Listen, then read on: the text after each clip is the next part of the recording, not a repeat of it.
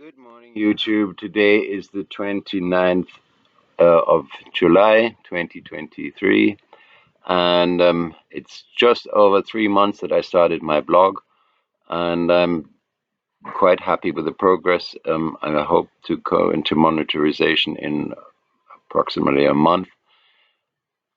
That is one of the reasons why I have not done these long-term contents anymore, or not so many of these, because I've noticed that the shorts do a lot of go viral and get me a lot of subscribers. So I've been concentrating on those again to build up the channel. Once I get monetized, I'm gonna do the channel more like I really had planned to, and do more long-term contents again. And I'm gonna get better equipment.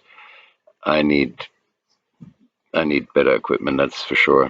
I need better internet connections and so on. But that is all in the future. Until now, I'm managing somehow. I've got this iPhone 7 I'm using, which cannot be updated anymore. It's giving me a lot of problems, and the battery is low, and so on and so on. But I'm fighting my way through, and I'm getting there.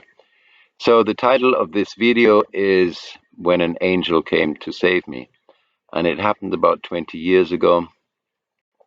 I was in a bit of a squeeze again, and I had just paid off a loan to my father, and I had talked to him, and I said, could you give me another loan?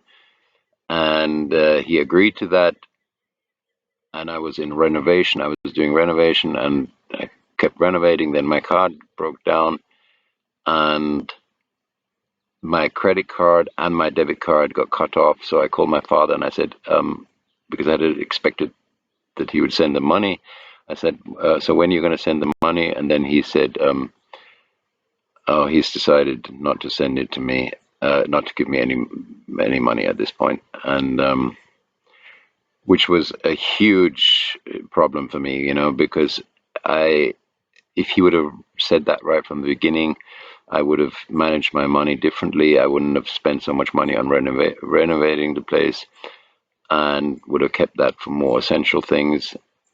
But as it was, I was in a real mess because I couldn't access any money at all, and my card broken down. So anyway, in that situation, a guest of mine calls me, and who had been here quite frequently already. I mean, I don't know, 10 times at least or something. And he said he's booked his flight, and if I could pick him up from the airport. And I said, well, no, sorry, I can't pick you up from the airport because my car is not working and he needs to take a taxi. So he comes down here with a taxi and comes in, and he says, Frank, you look terrible. I mean, what's wrong, And he said, and I explained him the whole situation, tell him about my father, and he says, you know what, I've just inherited a good amount of money from my mother who just died, and I'll give you the money. And I was so surprised because this guy was he was a nice guy and everything, but he was not what I would call, like, he was not the generous type normally. He would, even if somebody would ask him for a cigarette, he would never give out a cigarette. He would get really pissed off, and he just was not the type of, like a normal or like a giving type, would just hand out things and so on. He was not like that at all. So from all my guess, if I would have had to guess who would help me out, he would have been, I'm sure, the last person I would have expected for me to help me out. But he did, and he just got the bank transfer onto my account, and we had agreed that then he would live it off by coming here every year, because after he got the inheritance, he quit his job, and so he was planning to come here every winter. And I'm not exactly sure why that didn't work out. I think it had to do with that he got very involved in online video games, and he was kind of addicted to those, and my internet connection was just not up to that, and it was causing him a lot of frustrations. And I don't know if that was the reason why he then did not stick to that agreement. Anyway, and now basically after so many years, it would have he wouldn't have any chance to get it through court proceedings because it's just outdated. But that said, if somebody supports me like that, I stick to him through, even if he thinks I'm not, because I haven't had this possibility. He is going to get his money back one day. I know that. I just feel it in my heart. I know that I'm going to get through eventually with selling some land, and I will be able to I'll be in the position to do that. And that said, and the reason why actually what inspired me to do this video was another friend of mine who had been up here a couple of times and loved it, and he's now living in Thailand. He already sent me 2 months ago, he sent me €100, and now he sent me €100 again, which was absolutely fantastic. And it's helped me out so much. I mean, €100 for me right now is a huge amount of money. I'm living on a very, very shoestring budget.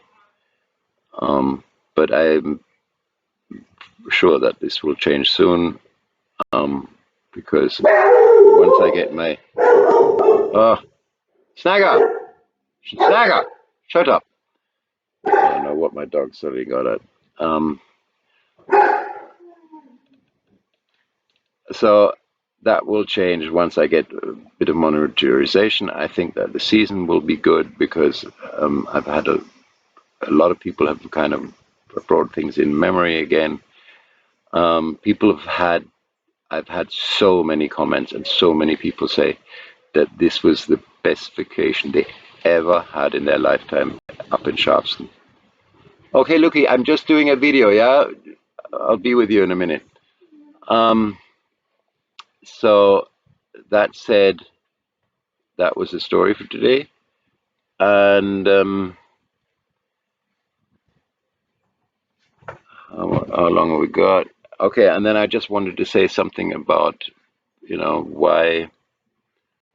No, I think I've talked about that. I got a bit subtracted now. Let's call it a day. I'll get back soon and post another long-term video. I'll keep the stories flowing. But as I said, at the moment, I'm just building up my channel. So, okay. See you guys later. And thanks for all your support. It's been a great help. Oh, I did want to say something about the support, Of course, people are like saying, okay, well, he's driving this big old truck and he wants support from us. Yes, I agree. In some ways, that's a controversial thing, I could sell my truck, but if I sell my truck now, I'm not going to get the money I've just spent on it. I just rebuilt the engine completely. It took me 6 months. My truck wasn't on the road for 6 months because I had to get all the parts from Germany flown over with friends because the parts are here so ridiculously expensive. I'm just going to give you an example. I put in a new clutch, new oil pump, new water pump. Just alone the clutch in Germany cost €300. Here in Jamaica, it cost $2,500 US. So if I had if I bought all those parts here, it would have been $10,000 just in parts here in Jamaica. So that's why it took me so long, and it's been very thing. But I had a fantastic mechanic who really worked on it very well. He did an excellent job, and so if I sell it now, I'm not going to get that price for I'm going to get the price what a normal Amarok costs at that age, yeah. And the Amarok engines, the 2-liter engines, are a little bit under. They're too small basically for that truck. VW just sucks out a bit too much power out of it, and that makes them not last that long. The average round I've found out now is 170 to 250,000 kilometers, and then they need rebuilding. So I've done the rebuilding. If I sell it now, let's say for 10,000 US dollars, and I buy another car, truck, or whatever for 5,000, I'm gonna be looking at repairs to be done, because for $5,000 you do not get anything really good in Jamaica. You get something which is worn out, which needs repairs. So in the end, I would get a truck that is nothing like that one, as good as that one for the start, and I would probably spend the money back on repairs. So it would be just a step down completely. And I really want to keep the truck to drive you around in style when you guys come in the winter season, hopefully, and we're going to have a lot of fun here together. So that said, it is just as it is. I'm still hitting the barrel bottom. I can't even drive around as much as I want to do content out there, because I have to cut down on gas, everything. It's just what it is. So a help like this today, or yesterday, that was a huge help. And thank you, Jens, again, big time. And thank you all for your support anyway, supporting the channel, and hope you pass on the information, that you like and subscribe and spread the word.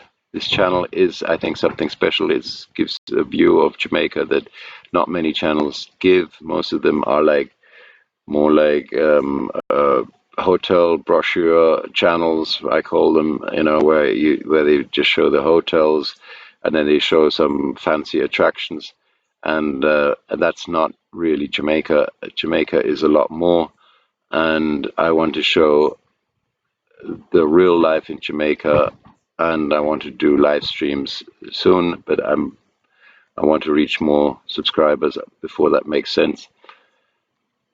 So that those are my plans, and I'll be back soon with more content, and thanks again for all your support.